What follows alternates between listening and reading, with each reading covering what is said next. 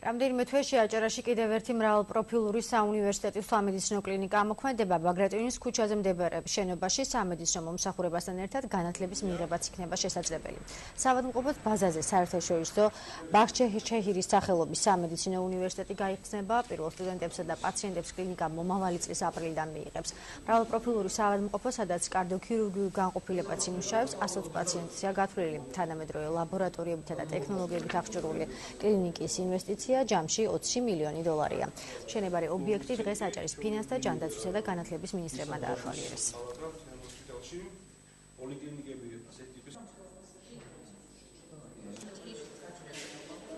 თითოეული კლინიკა თვითონ აყალიბებს მას, მაგრამ ის მიიღებს მონაწილეობას ყველა სახელმწიფო პროგრამაში, რომელიც მოქმედებს ქვეყნის მასშტაბით. ამ საკითხებზე ჯერ ჩამოყალიბებული არ არიან, მაგრამ ვფიქრობ, რომ განსხვავებული ტექნოლოგიის პირობებში შესაძლებელია ფასებიც იყოს შედარებით მაღალი, მაგრამ ყველა შემთხვევაში ის ჩვენი მოსახლეობისათვის უნდა გახდეს ხელმისაწვდომი, იმიტომ რომ აქ იმუშავებს როგორც საყოველთაო ჯანდაცვის პროგრამა, ასევე და სამედიცინო დაზღვევის პროგრამა, ასევე ჩვენი ადგილობრივი პროგრამები. კლინიკაში დასაქმდება დაახლოებით 300 ადამიანი, არის 20 მილიონი დოლარის ინვესტიცია და ვფიქრობ, რომ მსგავსი ტიპის დაწესებულება რეგიონში არის ძალიან მნიშვნელოვანი, არა მარტო სამედიცინო თვალსაზრისით, ასევე სამედიცინო ტურიზმის განვითარების ნაწილშიც.